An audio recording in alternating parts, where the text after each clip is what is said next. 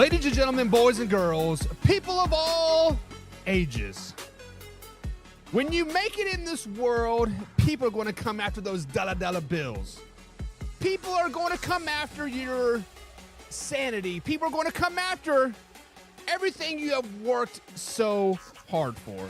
And that is true for every aspect of the NFL game. Rookie, that's right, R-O-O-K-I-E, rookie defensive lineman Jalen Carter for the Philadelphia Eagles is now being sued by Georgia's former staffer, former recruiting agent in the fatal car accident, last year. Victoria Bowles, who survived the fatal car wreck that killed University of Georgia football player and recruiting staffer on January 15th, has filed a lawsuit against Jalen Carter. The police assume he was racing his SUV, but he pleaded no contest and whatever and all that stuff. Basically, the lawsuit is basically saying that Jalen Carter was doing bad things. He was doing a little bit of this. He was doing a little bit of that, and he just he messed up. For whatever reason, Victoria Bowles thinks she needs a little bit of dollar bills because she has all this pain and suffering. She had a little bit of this. She had a little bit of that. She's like, man, my back still hurts because I was riding with this big old BBC and he was racing. You know what? Just because mistakes happen when you're a young kid doesn't mean now that he made it, now that he got his $6 million a year, that you need a little benefit of like of that. Shut your mouth and move on, Victoria. Sorry that you were in a bad spot. Sorry that you did, bad things. Sorry that you were drinking with a underage kid and then he drove home and then raced a car and then sorry that you were robbing the cradle a little bit. Let's just be honest. But with that being said, cue that intro. Are you ready for the best damn radio show on the planet? I'm not. But Man Hour Nation, rise up.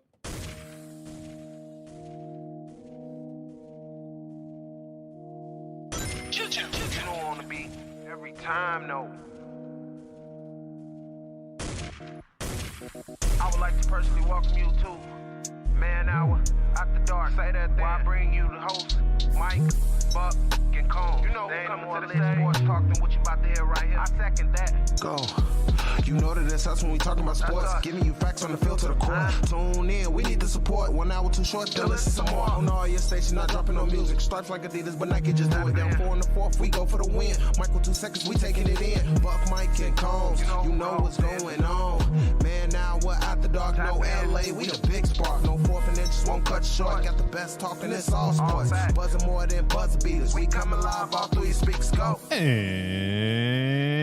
And what is up, Man Hour Nation? Michael Buckhatcher here with the Man Hour. Should head to manhourradio.com. Check out the merchandise page score. Check out the blog section as well. And if you haven't done so already, hit that like button, hit the subscribe button, and comment.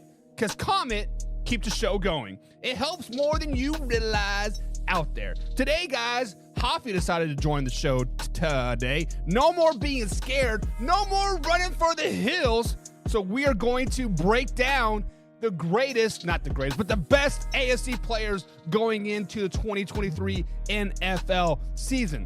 We're going to do the quarterback, receiver, tight end, running backs, and we're going to throw in the coach in there as well.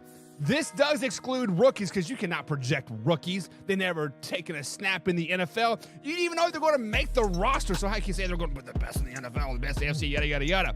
But I do got to welcome the right-hand man of the show. The myth, the legend, the ginger himself, Mr. I think I strike out on softball because I'm good, Mr. John Hoffman. Hoffy, what's going on, buddy? What up, Buck Nasty? I like a little softball for opening up the show, shooting middle right off the start, huh? Yeah, I mean, you see, sometimes, Hoffy, in life, you have to realize that you are old. You have to realize that you have peaked in your high school career and now you're coming back down, and you have to play in charity softball events just to make yourself feel special, just to make yourself feel like, hey, you know what? Maybe I can still hang with these big dogs, right? But just let's be honest, Hoffy, 2 for 4 is not very good in slow pitch softball. 2 throwing errors is not very, very good. When you try to stretch out a double and you get thrown out by 6 steps, is not very good. I'm just calling a spade, my man. I coach high school baseball just so I can relive my glory days. Hey, that's why I coach high school. Oh man. So Hoffy is the right-hand man of the show. He is going to give us all the stats, all the little, like a little bit of insights, a little bit of this, and he is going to tell me basically how wrong I actually am of how all these best players in the AFC are going to be. So Hoffy, are you ready to get started, man? Yeah, I'm all coked out for the show, ready to go. Hey, we can't say that. There's people watching. My wife is right there, man. I'm totally kidding. But guys, the AFC is loaded, right? From top to bottom, team-wise, talent-wise, Hoffy, the AFC is extremely loaded. So we're going to start with arguably the most important position on the field, and that is the quarterback position. So when we talk about the best quarterback in the AFC, I think it really only comes down to possibly 2, maybe 3 people that could possibly take that realm. And it is not Lamar Jackson. That guy is a complete trash hole, booty hole. I'd rather lick big toes than watch that guy play. But I think the best quarterback in the AFC, Hoffy, is Patrick Mahomes II. There is no doubt about it in my mind. This guy last season had 191 big-time throws per PFF. What is a big-time throw? It is a game-changing, game momentum, touchdown throw, just like, hey, that was a big throw, right? He averaged, Hoffy, 8.1 yards per attempt. As a career starter in the NFL, his lowest season was 4,200 yards passing. That season he had 50 touchdowns. 50 touchdowns. Last season alone, he had 5,200 yards, 41 touchdowns with a QBR ranking of 105.2. How in the world is Patrick Mahomes not the best quarterback in the AFC? How is Patrick Mahomes not even the best quarterback in the NFL? I think this question, this answer is pretty cut and dry. Who the best quarterback is, and it is Patrick freaking Mahomes. Right there. I got the poster on the wall right there, Hoffy. Look at that cute face there. Man. Most talented, most dynamic. He is not the best quarterback. Joe Burrow takes that all day. To be the best, you got to beat the best. And Joe Burrow is 3-1 against your best. Okay. You know what, Hoffy? We can go there. Let's go there. How many Super Bowl rings, just because, we as media people, us as a general public, always put emphasis on the ring. How many rings do you have? How many rings does Joe Burrow have? I'll wait. Neither one has as many as Tom Brady. Okay, but we're not talking about Tom Brady. Tom Brady, for one, was in the NFC now. He's not even playing. We're talking about AFC right now going into 2023. Patrick Mahomes has 2 rings versus Joe Burrow's 0. Patrick Mahomes has 3 Super Bowl appearances. He is 2-1 in the Super Bowl. Joe Burrow's 0-1. How can you put Joe Burrow above Patrick Mahomes? It doesn't make sense. Hell, I would put Josh Allen over Joe Burrow. I would put Tua might be neck and neck with Joe Burrow. Joe Burrow is a product of the system. He has benefited from Jamar Chase. He has benefited from Boyd. He has benefited for whoever else the other receiver is. I can't think of his name right now. All Burrows has done is win. He won at LSU. He's won with the Bengals. I mean, the Bengals were 0-7 in road playoff games, and he led them to 3 road wins in a row. Arguably, his best game was last year against the Buffalo Bills in that Tourette, the weather was terrible, and yet he still put up big numbers. Finished, we can argue that AFC Championship game. There was some questionable calls. We're not going to go there. Chiefs won that one. Okay. But, I mean, Chiefs have had 2 layups when it comes to the Super Bowl opponents. What, 2 layups?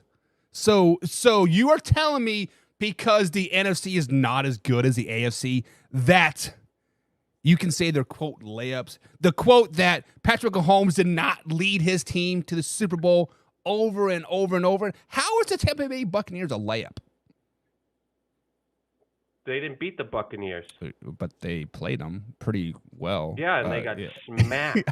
I don't know where I was going with that. I was thinking in the regular season. They beat the Niners and they beat the Eagles. Right. If you need help there. Yeah, I did need help because the 49ers are not very good. And the Eagles were probably the best team in the You just proved my point. So, 2 layups. But did Joe Burrow beat the Rams? That defense was absolutely... The Chiefs on their best day weren't going to beat the Rams either. Yeah, they would, because the Chiefs beat the best defense in the San Francisco 49ers and the second best defense in the Philadelphia Eagles. But the Rams had a quarterback. The 49ers had Jimmy G. Jimmy G's a winner. You know all about Jimmy G as a Patriots fan. You know Jimmy G, all he does is win, baby. All I do is win, right? That's what Jimmy D does. New England with deflated footballs. So it doesn't matter if you're cheating. If you're not cheating, you're not trying to win. It's simple as that. But Patrick Mahomes is the best quarterback. You can say Joe Burrow, but if we want to take Patrick Mahomes out of that conversation, Josh Allen is better than Joe Burrow. No, Joe Burrow's had a better completion rate than both of them. Really? When it comes to reading the defense, standing in the pocket, and making the quarterback plays, Joe Burrows is the best quarterback. But I will say that Mahomes is the most dynamic weapon in the NFL. But there's a difference between being a weapon and being a true quarterback.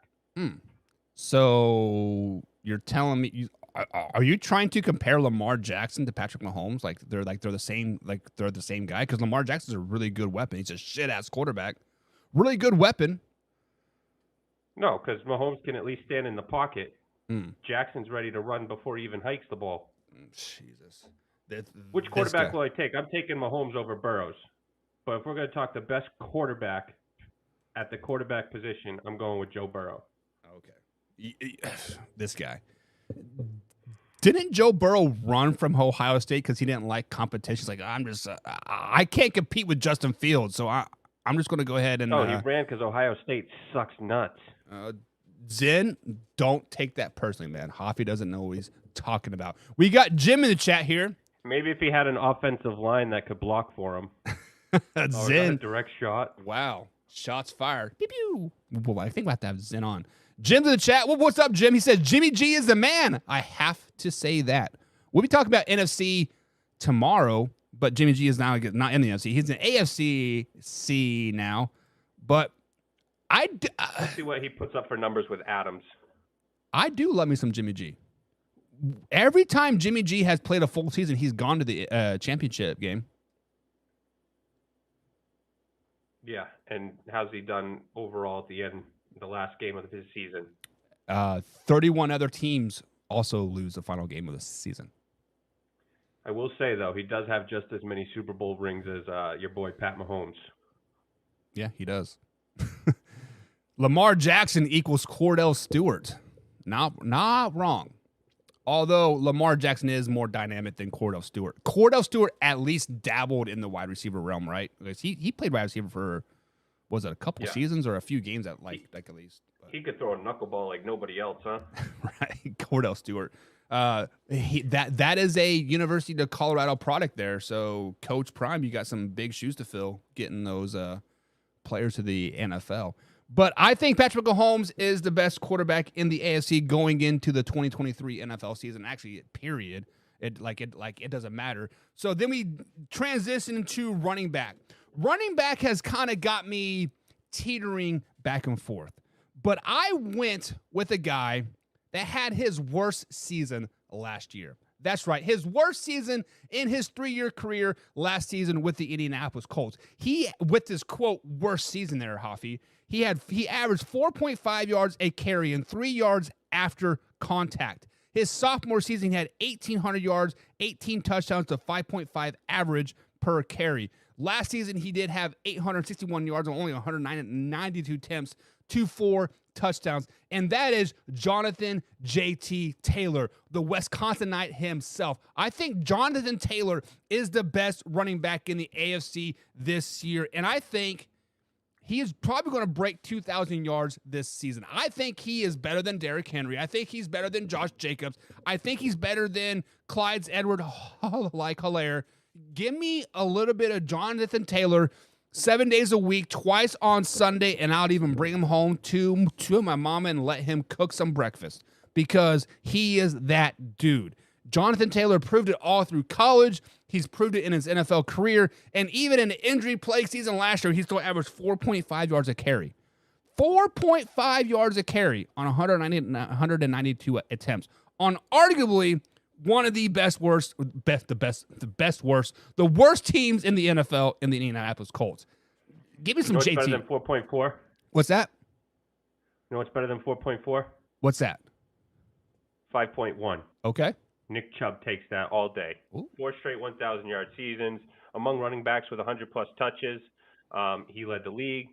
Broken tackles. His elusiveness beyond the line, making tackles. People miss tackles, breaking tackles, yards after contact. I mean, he led the league with 47 10-plus yard carries. I know it's hard for Jonathan Taylor to do that when he's injured.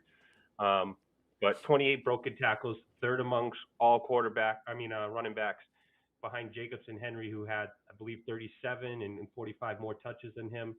So I'm going with Mr. Chubb because I have a half Chubb for him. Yeah, honestly, Nick Chubb is a really good running back. And to counter you with all those stats, they had a two-headed monster in the backfield last year, as well. They had Kareem Hunt and Nick Chubb. So you can almost say those stats are kind of skewed a little bit, right? But absolutely. And he still finished third in touchdowns. Yeah, which is crazy to me because in this NFL, a two-headed monster is the deal. And it seemed like Kareem Hunt was their short yardage power back, right? So he got a lot of those easy 2-yard, 3-yard touchdowns. It seemed like, and it is tough for me to argue Nick Chubb, but the reason that I'm picking Jonathan Taylor is because of the fact that I think that Nick Chubb is actually going to take a couple steps back this season because of what you said. He has had 6 straight 1,000-yard seasons. What is the average lifespan? 4 straight. What is the average lifespan of a NFL running back? It's about 5-6 years. So he has, but he hasn't broken down yet. JT has proven that he's already broken. Well, he had 1 injury year, and he's going into his fourth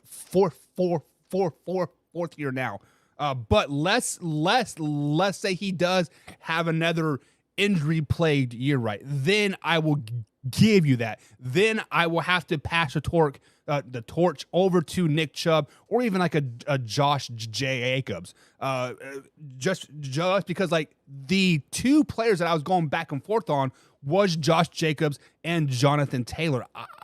Nick Chubb wasn't even a possibility in my mind because of I think he's going to take a step back. And I've been saying this about Derrick Henry the last couple years, and it's come to fruition, right? He had an injury-plagued year a couple years ago when he missed, 6 or 7 games. I think he still led the league in the rushing category here. But the Browns they've been using and abusing Nick Chubb. And I'm not wishing injury on anybody, but breakdown is coming. Chubb only had 1 fumble last year.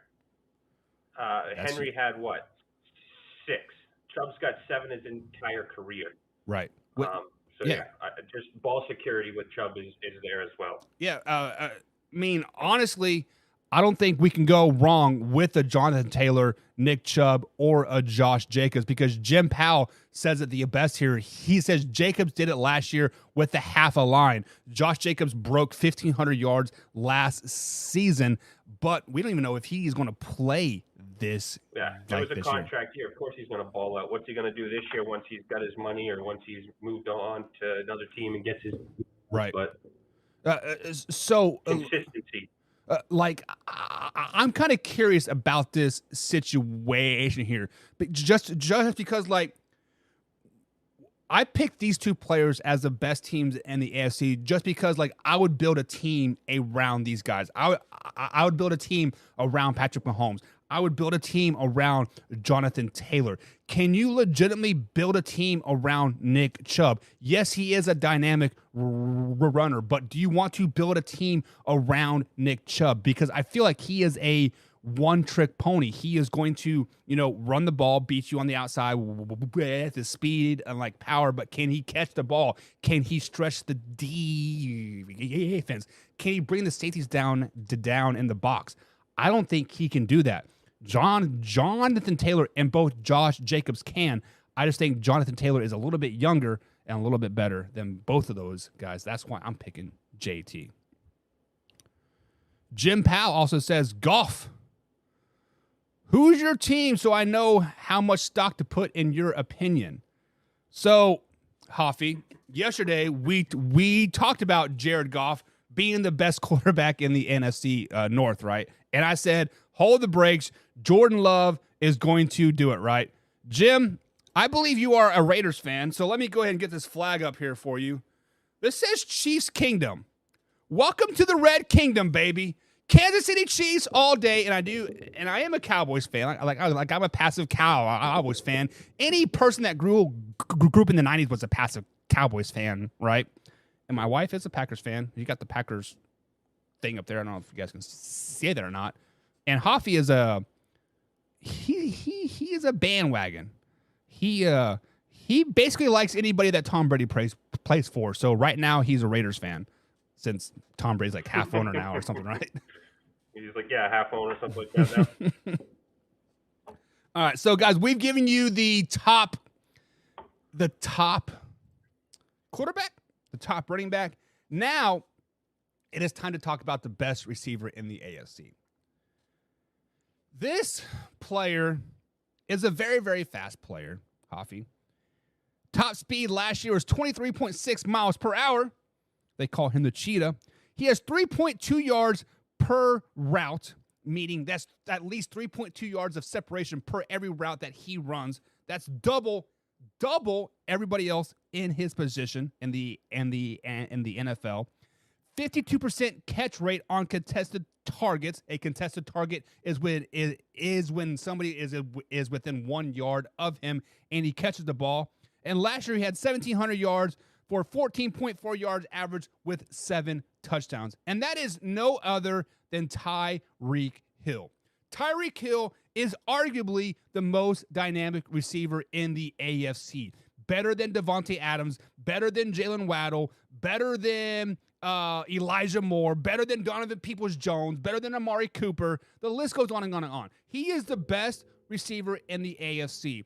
And even with a subpar quarterback in Tua, he is still. He had 3 quarterbacks last year. Hey, that makes it even better. He had Skylar freaking Thompson from the Kansas State University. Right there's the helmet, baby. Check it out. Know it. But Tyreek Hill is the best, not because of his speed, not because of his dynamic play ability, but his route running. He has arguably the best route running out there. He can run routes around me twice when I'm like, I don't even know what happened, man. Are you still running a slant? Like, what is going on? He's 20 yards down the field. Tyreek Hill is the best. I agree. And I'd say, being a smaller receiver, his ability to beat the press off the line of scrimmage, his ball tracking over his shoulders. I mean, and he doesn't slow down with the speed while doing that. The ability to elevate, adjust, and attack the ball. Just the pure speed on a 20-yard run play option. Second best in catches last year at 119, even with having Waddle there. And that was to Justin Jefferson. So, that's no slouch there. So, yeah, I think you touched on it. Yards per route, 3.09, career best. And again, that's with 3 different quarterbacks throughout the year last year. Right. Yeah, and also I'm glad you brought up Jalen Waddle. It's because usually when you have a dynamic receiver, Jalen Waddle was the number 1 receiver in Miami before Tyreek Hill came, and he still did all that. He still got 1,700 yards. Yes, he had a down year with only 7 touchdowns, but that's still 7. That's still a lot for a receiver, right? And think about this. If he was still on Kansas City, would there be any debate? If he was playing for the Dallas Cowboys, would it be any debate? Tyreek Hill is the best receiver in the AFC, hands down. The only person that could maybe you could put in the same conversation, the same sentence with him, is Jalen Waddle, and they're on the same team. Like, yin and yang. If Tyreek Hill gets shut down for a couple plays, Jalen Waddle is there. Who are you going to double team? That is why Tyreek Hill is the best, is because of his supporting cast as well. I can see many people putting Devontae Adams up there as like as well, but what kind of a support system does Devontae Adams have? Yes, he does have Jimmy G, arguably a top 10 quarterback in the NFL or the AFC at least. Derek Carr, and he had the tight end Waller. So I mean, he had a pretty positive, cast to work with, and I thought he had a down year. I mean, I know it was his first year, but it was also Tyreek Hill's first year. In both learning new systems, and we saw, we just discussed what he did. So I think that him leaving the Chiefs further proved to the fans that he is the best, and that you can't say, well, it was because he had Mahomes and Kelsey. But yeah.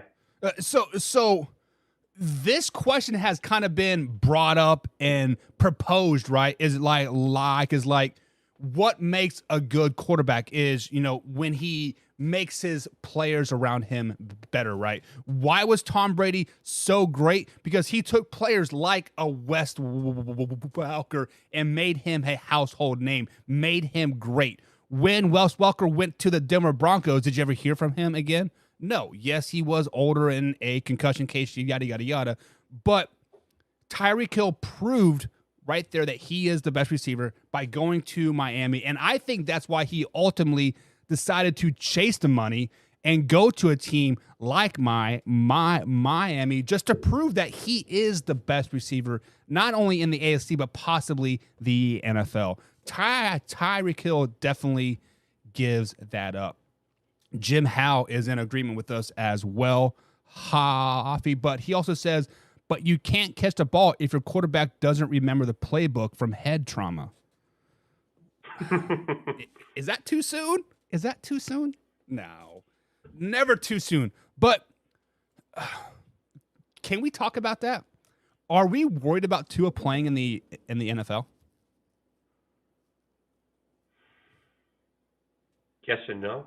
I don't have a personal relationship with him, so I don't give a shit. Right. I like watching him play, but I think we do need to talk about, can he lead a playoff run? Can he stay healthy? Yeah.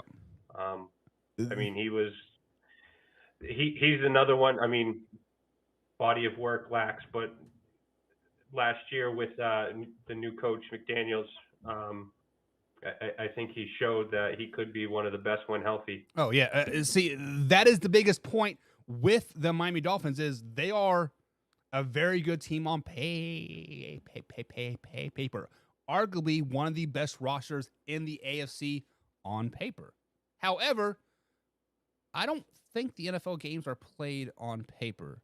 I don't think the NFL games are played on Madden. So with that being said, yes, he is. I would beg to differ. You beg to differ. Well, are you getting the new Madden?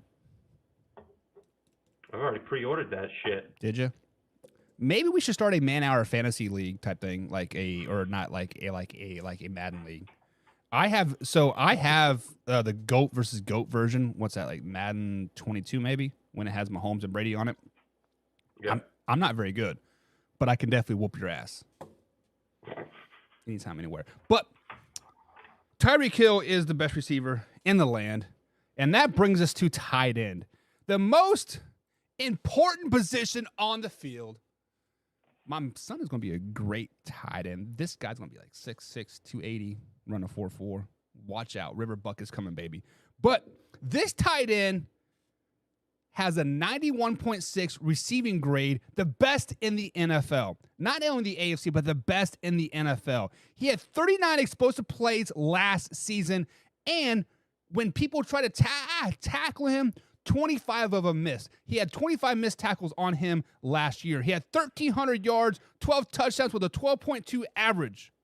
He has not had a receiving season under 1,000 yards since 2016. And that is the best tight end in the AFC. It's not Darren Waller. It is not Brandon Jacobs or whoever else. Did you just say in the AFC? In the AFC. It is. You're not going to go all time? It is Travis freaking Kelce. How about this, You're not Hoffy? gonna go all time? He is the best tight end in Chiefs history, and the Chiefs have the best tight ends in history. And Tony G, better than Antonio Gates, better than whoever else you want to put up there, Shannon Sharp. Travis Kelce is the best tight end in the AFC. Why? Because he's big. He's like 260, 6'6", or whatever he is. He is a brick shithouse. He is secretly fast.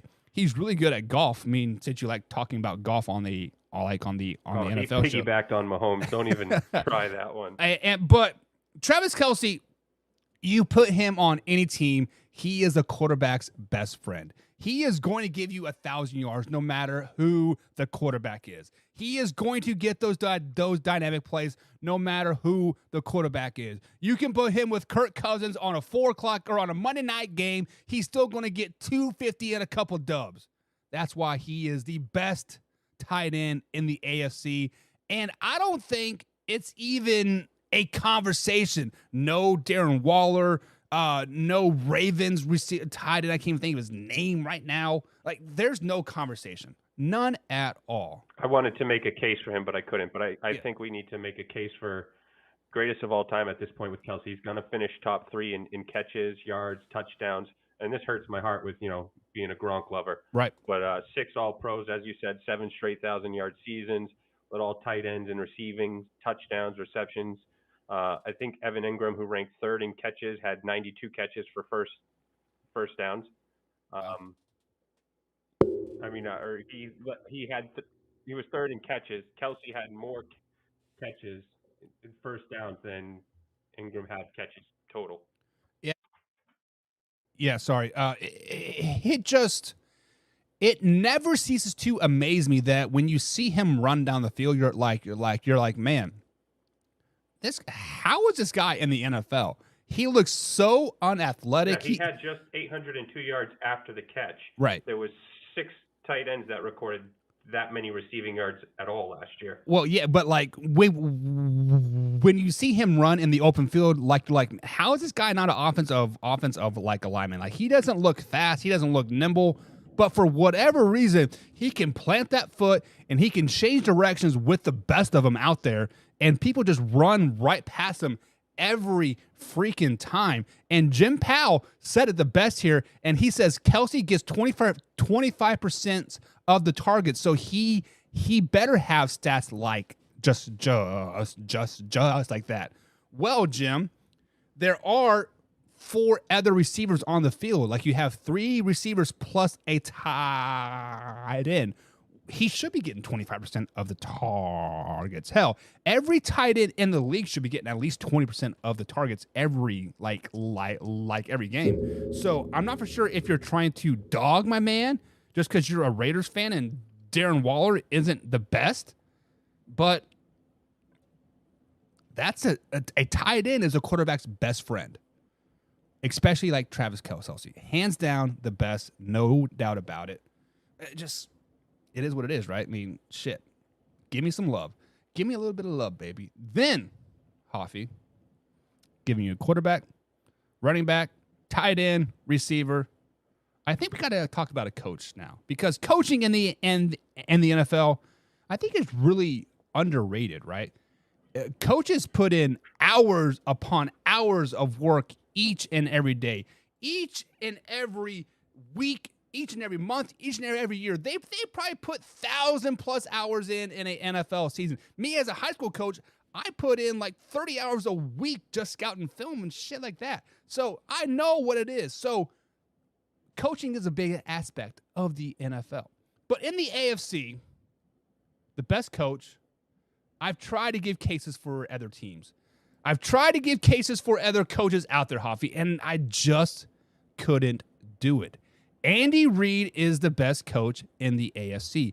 Better than Sean Payton, better than Doug Peterson, better than the new Houston Texans coach, Rico Ryans, or whatever his name is.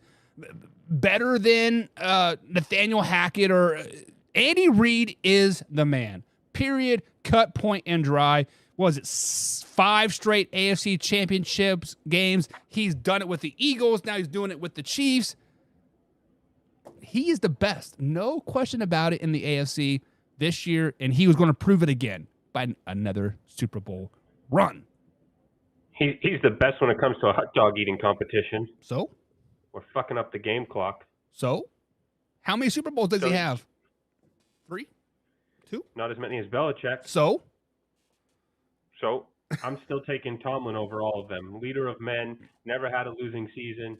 Look at the roster he's had since Big Ben left, and even Big Ben's tail end of his career being, a shell of himself. I'm taking Mike Tomlin. I think if you switched Andy Reid and Mike Tomlin, the Steelers finished with a losing record, and the Chiefs are in the same position, if not better. I just think that his ability to lead that group and how he coaches is what makes him the top of a tier when it comes to coaching. Wow. There's a lot to dissect there.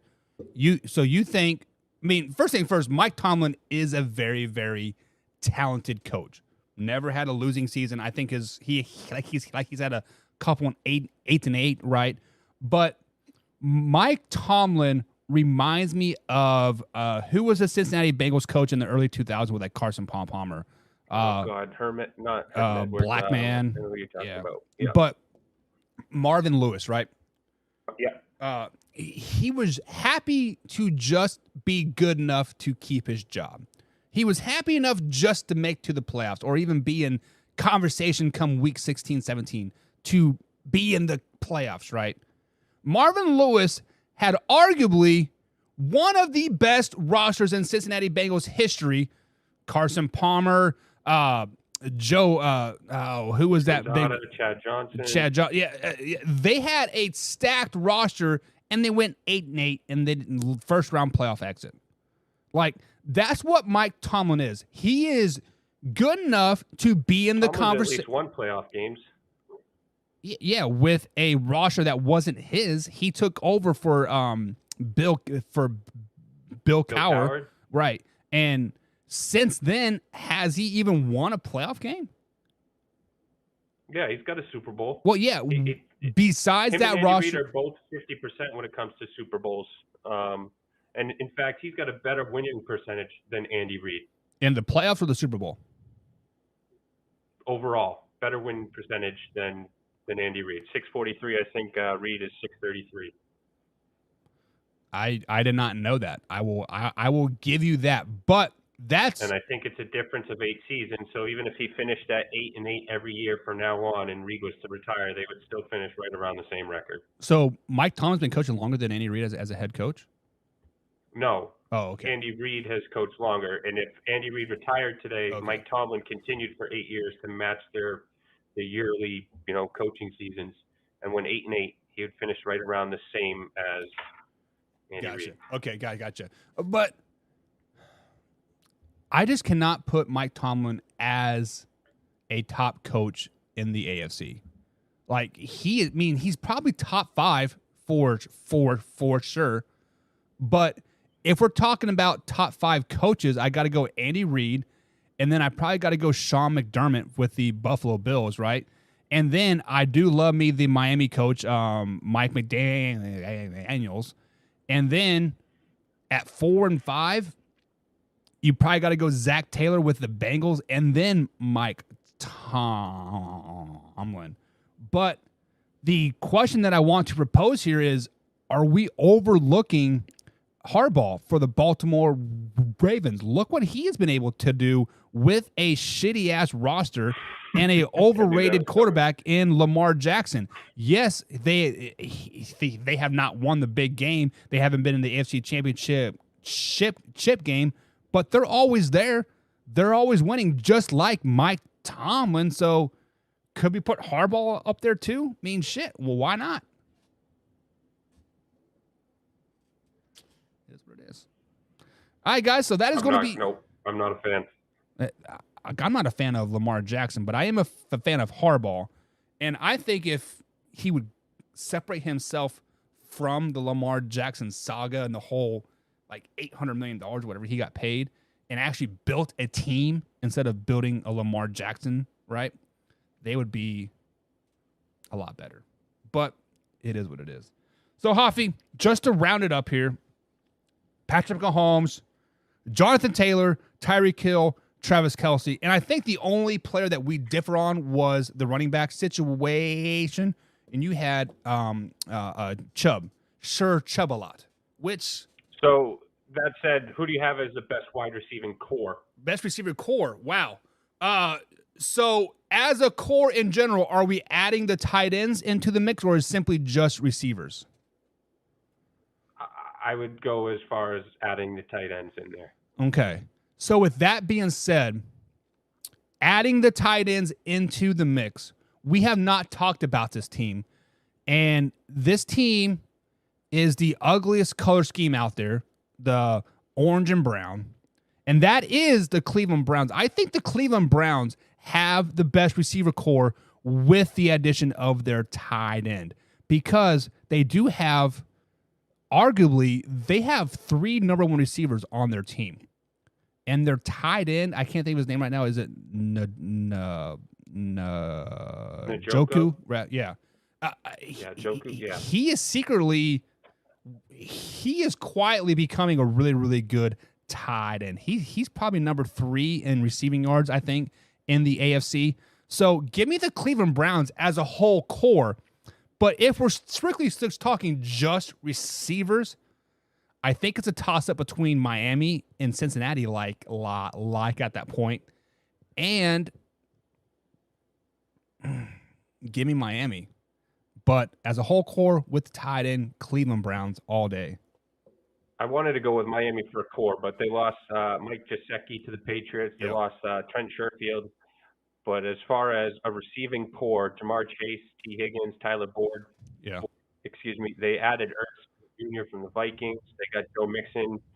I think as far as catching options, that's the best you can get. The last 2 years, they're third in receiving grades at 85.8, sixth in touchdowns, third in yards.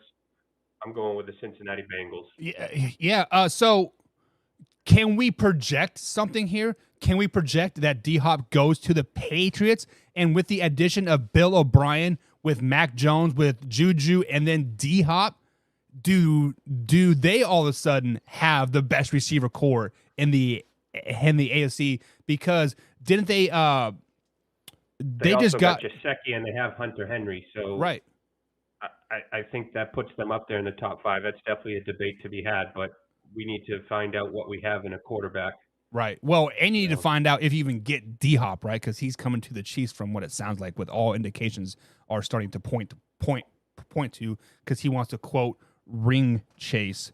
Do you buy people chasing rings?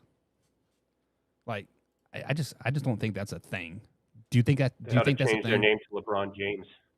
Jesus, this guy. Don't talk about ghosts like that, man. It's not very nice. All right, guys. That is going to be it for today's show. Thank you for tuning in. Let me know how you guys like the new format of the show. We're tinkering with a few things, doing a little bit of this, doing a little bit of that. Tomorrow, me and Hoffy are going to break down the NFC. And guess what? Aaron Rodgers is no longer the NFC. Drew Brees is no longer in the NFC. But you know who is in the NFC, Hoffy? Jordan freaking love, and he might be the best quarterback in the AFC. But we'll talk about that tomorrow, guys.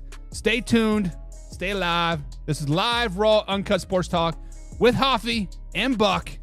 See you guys tomorrow. We out.